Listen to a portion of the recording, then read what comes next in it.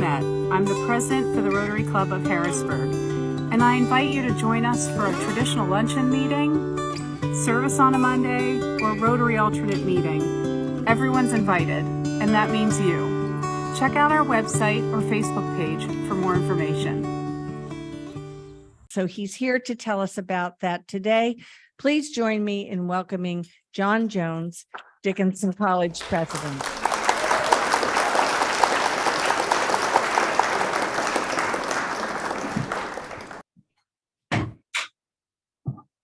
Thank you for that lovely introduction, Ellen, and congratulations as president-elect and president. Distinguished Rotarians, Martin, great to see you. Always great to be with Ski, one of my mentors and friends. It is not easy being a college president, is it, Ski? These are challenging times. Yeah, that's right. A couple of years, I'm gonna look just like Ski. My friend Richard, fellow Dickinson alums, John Stark, with whom I worked at the Pennsylvania Liquor Control Board eons ago. John and I once had dark hair back in the day. So it's good to see all of you. I want to chat a little bit about what's going on at Dickinson, and then I want to open the floor for questions about anything that's on your mind. As some of you know who are dedicated news watchers, I've become a talking head now. So sometimes you might see me. Somebody told me that Dennis owns me now, and I'm on a speed dial. If there's and God knows we have some interesting court cases, don't we, in the world now? And there are not a lot of retired federal judges, so you may see me occasionally commenting on litigation and current events. And a word about Ellen's uncle, Judge William Caldwell. He was the most elegant and wonderful man, and a mentor to me. He was everything a judge should be, and taught me a lot. Bill was one of a kind, and from our greatest generation, and has not gone that long. Served with great distinction, appointed to the bench by Ronald Reagan, if you can believe that, and served his country and the judiciary remarkably well. As I was saying, though, to Ellen, Bill had a quiet but profound sense of humor, when you got to know Bill,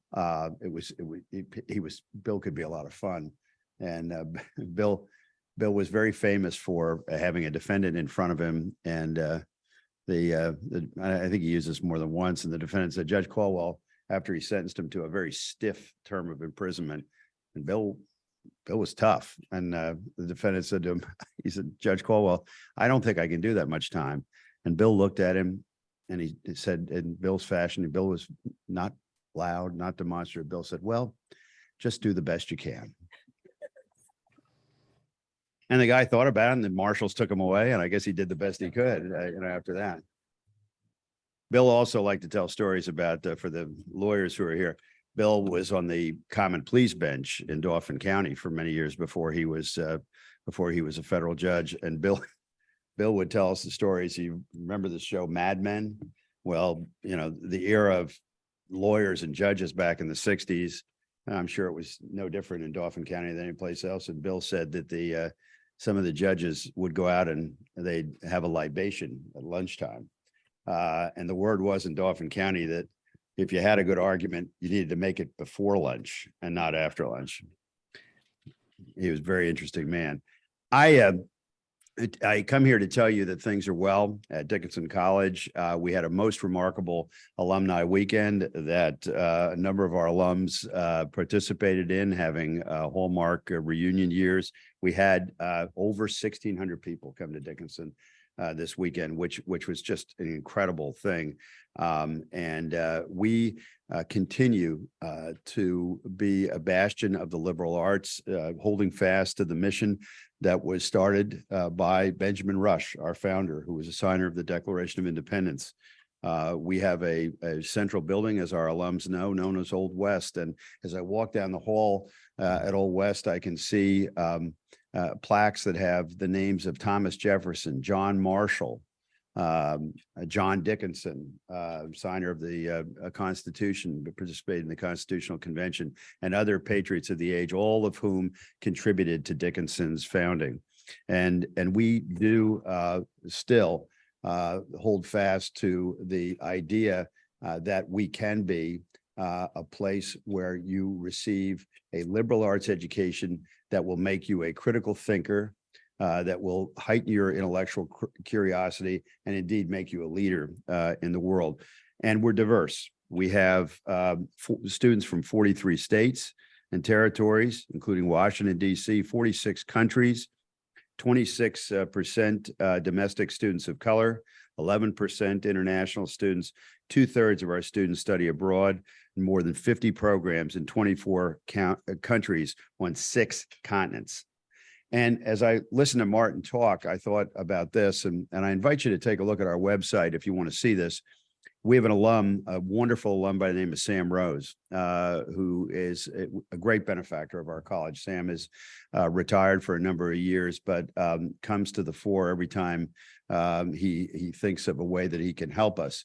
I was visiting with Sam in February down in Florida, and Sam was talking about the fact that his family is on his mother's side trace their roots back to the Ukraine.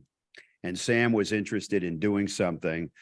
He couldn't exactly figure out what he wanted to do, but something to boost the Ukraine. And I suggested to Sam that scholarships would be the way to do it.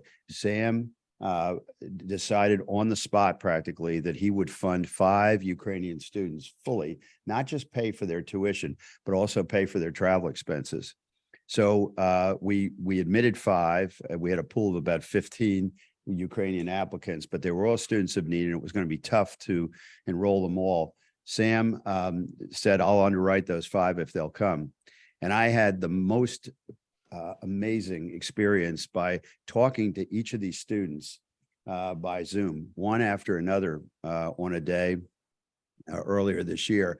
And I told them I said, I bring you 2 pieces of news. One is you're admitted to Dickinson. Well, that pleased them. And the second is that your education is completely paid for by our alum, Sam Rose. And if you want to see something that will move you, watch this video and watch the reactions of these Ukrainian kids who are in war zones. I hope they make it to us. But this is the kind of thing that really reminds me of the difference that we can make at Dickinson College. I loved being a federal judge. It was the job of a lifetime, I thought. I did not seek this position. The Board of Trustees made outreach to me, but I thought to myself, who gets to have such a blessed life that they can serve in different capacities and come back to their alma mater? And so, I agreed to do it. And that's one of the reasons that appealed to me, to make that difference in people's lives. Our student body is changing. Indeed, COVID had an impact on learning, and that impact continues. We are intaking students, and we will continue to intake students. We're graduating students who've had gaps in their education. We taught them remotely, but now we're seeing, of course, graduates who've had their education. We're really going back to almost middle school now, interrupted by COVID, and that's tough. And so we have to be better. We have ways that we can help them remedially. We have a writing center. We have other tools. We watch our students very carefully. But when you suddenly have to learn remotely, it creates gaps in your education. So we're vigilant about that. As I said, we're much more diverse than in years past. Certainly more diverse than when some of us were at Dickinson, and that's a very good thing. The days of lectures with occasional discussions are long gone. We have active learning, and we have high impact practices. Internships are big. Experiential learning is big. Our prospective students, as those of you who are parents who've sent kids to school recently, although we hold fast to our liberal arts education, usefulness is key in higher ed. So we have a robust data analytics program. Our international business and management is oversubscribed. We don't have enough professors. We will. International business and management. These are the areas that are value added. Neurosciences. We're working with Hershey Medical to help our pre-med program. And there's some developments in the four there as well. So it is for those of you who attended college way back, you know, when it was sort of a bucolic, well, you get a liberal arts education and you can do many things with it. Today, parents and prospective students want to know, are they going to get a job? How much are they going to make in the job? You know, where are they going to go with their education? Are they going to have that experiential learning opportunity? And we're in a very competitive market as well. And needless to say, it's expensive to attend a liberal arts college. And we don't use the money frivolously. It's just expensive. And that's because there's a cost factor to it. But that said, we lean heavily into fundraising, and we've done well with fundraising. I announced the largest scholarship campaign in the history of the school when I took over in the fall of 2021, $75 million scholarship campaign. We just crossed the 50 million mark, which is pretty incredible. And that's going to allow us to enroll students of need. If you want a Dickinson education, we want to give you the means through scholarship to do it. And of course, we have merit scholarships as well. So across the board, students have advantages through our fundraising. We have a very exciting program that is going to be unveiled fully in the fall. And this is something that I think is going to be a signature, hopefully for my time at Dickinson. It's called Dialogues Across Differences. You know, I start by saying this. I now perceive, as all of us do, that we're in a road rage society. We've lost the ability to have reasoned dialogue with each other. You all know that, and you can see it. We're constantly at each other. We don't respect each other's views. You know, we're polarized. It's this or it's that. And if you don't believe what I believe, then I hate you. And I think we're devolving as a society. Dialogues across differences is not some, you know, I tell people this because I come from outside higher academia. It's not some touchy-feely program, you know, that you read about. You say, okay, that's great. You know, they're doing that.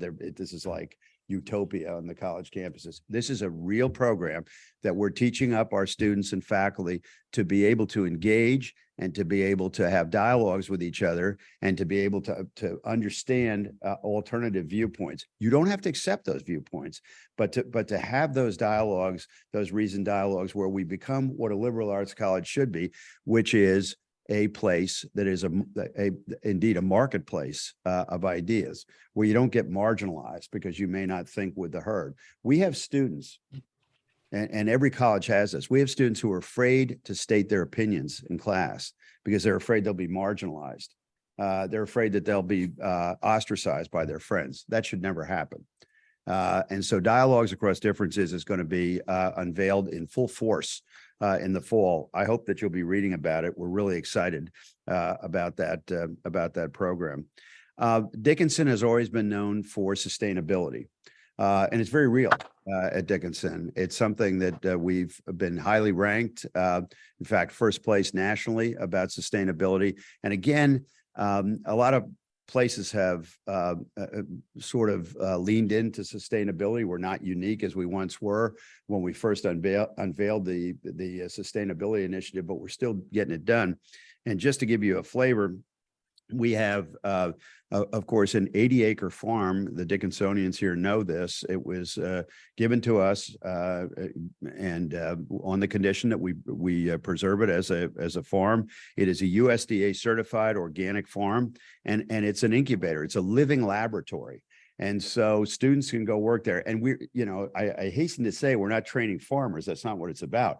But we are training people and most of the kids who work there, the students who work there, they've never been on a farm before in their life. And it's a transformational experience for them.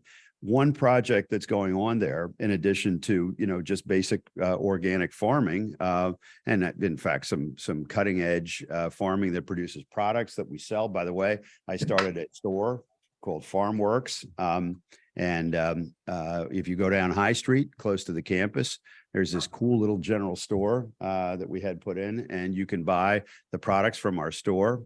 and other items as well. If you like beets, you can buy beets. If you like tomato sauce, you can buy tomato sauce, salsa, everything else. I was at the farm, by the way, my first semester, and I said, why don't we sell this stuff on campus? You know, I asked the question. And well, we don't. We sell at the farmer's market in Carlisle every Wednesday. I said, let's have a store. It's a great thing about being president. Now we have a store. And we have Denim Coffee, which is right down the street. I know here. We brought Denim Coffee. I said, well, how come you can't get a good cup of coffee on campus? Now we have a place you can get a good cup of coffee. It's not quite that easy, but it's something that we've done. We have a biogas project on the farm, by the way, that to just take it to its essence. We take waste, we take scraps, for example, all the scraps from the dining hall, and we actually, the Molly Pitcher microbrewery downtown, we take their waste as well, and you turn that into gas. And it is so good that I think and we just received a grant. We've had a couple grants. We think we can market it. And the concept. And if you can imagine, every farm across the Commonwealth of Pennsylvania can almost become energy independent by having a biogas facility. There's sustainability that's useful, you know, that actually saves money at the same time. So this is not some, you know, pie in the sky idea. Okay, we recycle. You know, this is much more than that, and that's what we're teaching our students. And in fact, they live that. They have lived that their entire life. You know, I am so pleased to be here with so many alums. It was very rewarding this weekend. As I said, I did not think that I would be doing this job. I spent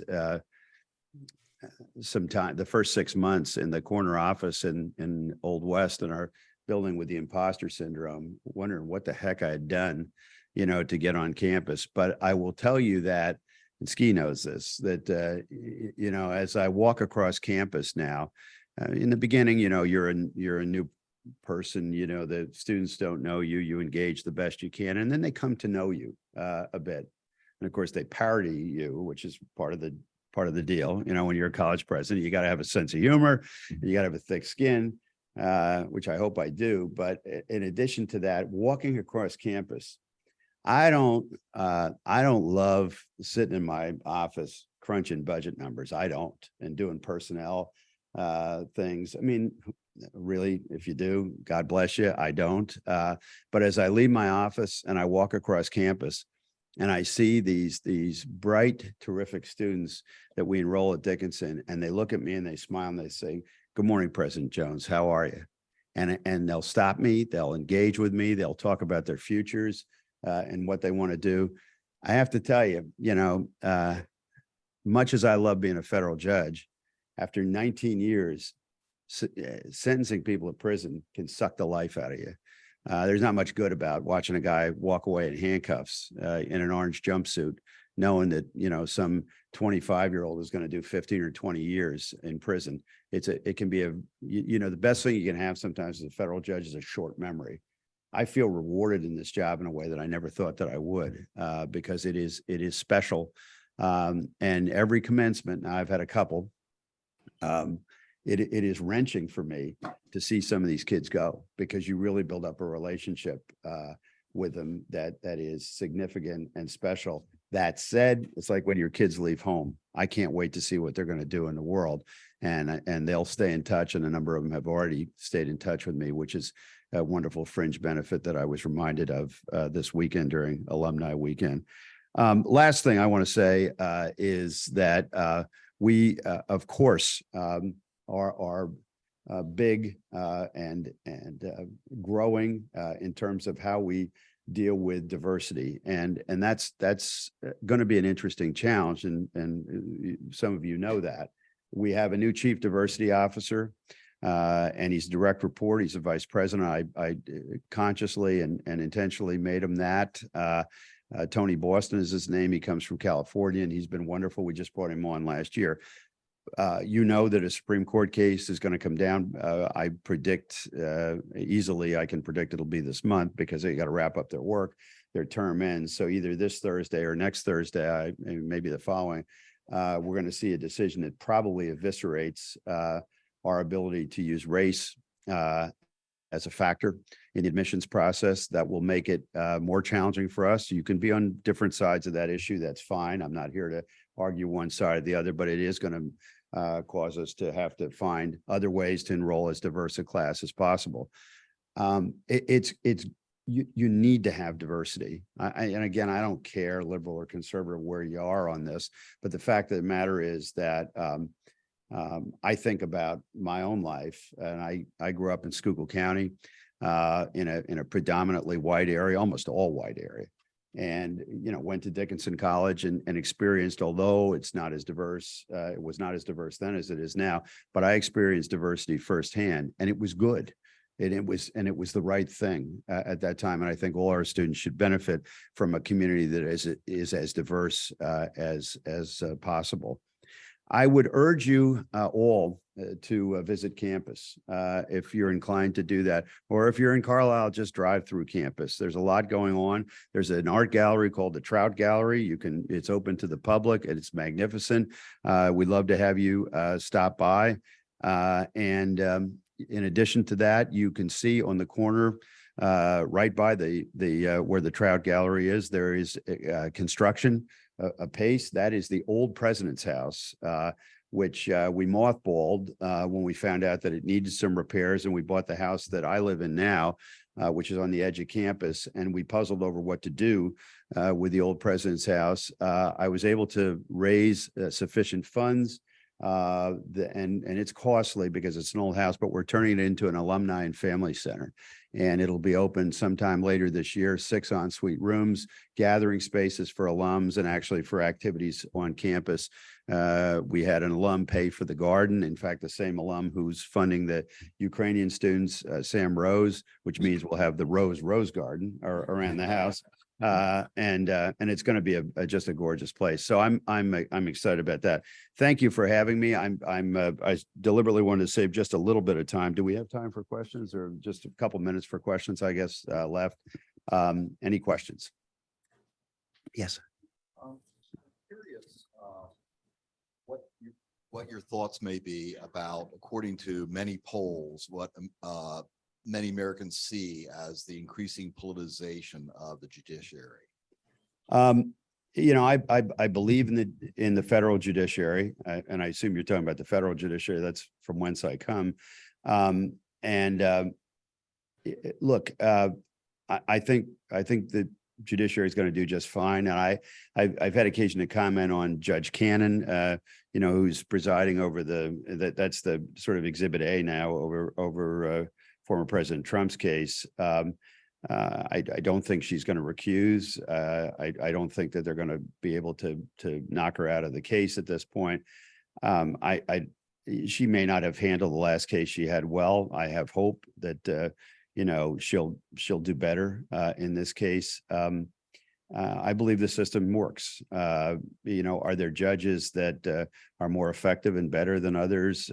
Sure, but on balance, I really believe in the vitality and the integrity of the federal judiciary. I think, on the Supreme Court, John Roberts, who I know and is a very decent guy and is an institutionalist, he's trying to hold the center on the court. I suspect that the Chief Justice is afraid of the court getting too far ahead of public opinion. I think that they have to be careful about that. And I think the decision that you just saw on the voting rights case is emblematic of maybe taking a little bit of a breather. It's often been said about cases like Brown versus Board of Education. 10 years before that case was decided, if it had been 1944, not 1954, court couldn't have decided that case because they would have been too far ahead of public opinion. So it does factor into what courts do. And I just want the Supreme Court to look, Alexander Hamilton said that the judiciary has neither, as neither the sword nor the purse. All they have is their credibility. And if you lose your credibility, then, you're a little bit adrift. So we need to be careful going forward. But I'm an institutionalist too. And I believe we'll be all right. I'm just one voice, but other questions? Yeah, so you mentioned that sentencing people sucks the life out of you. There's just so many issues, so many topics wrapped up in that, but is there a better way? Well, Yeah. I saw a better way emerge. I can tell you that over the 19 years I was on the bench, when I started as a judge, we had mandatory minimum sentences. Congress took discretion away from federal judges. And that was because they saw disparate numbers back in the 80s, and they decided that they needed to take discretion away. And we had these horrendous sentences for nonviolent crimes. And I would say to defendants, look, my hands are tied. I mean, I'd like to have more discretion in your case, but I don't. And if the one thing that is you've read about probably is crack cocaine versus powder cocaine. And if crack cocaine was like 100 times worse. And that was a decision made by Congress without any empirical evidence that they were just going to create higher guidelines for crack cocaine. And so you had all these people incarcerated. And by the way, and I'm not some bleeding heart, I was appointed by a Republican judge. My background was Republican. I am what I am. But the fact of the matter is we incarcerate more people in the United States than any civilized country, more people per capita than any civilized country in the world. Now, either, we're leading the pack and we're doing really well, or maybe we ought to take a look at this. So those things have been rolled back over time by Congress. And part of it is philosophical, and part of it is, is practical, budgetary things. It costs about $40,000 a year to house a federal inmate. And, we couldn't build prisons fast enough. So now we've looked at it. So I think it's getting better, and there's more discretion going to judges. I always say about judges, and I'll tell you this, really quickly.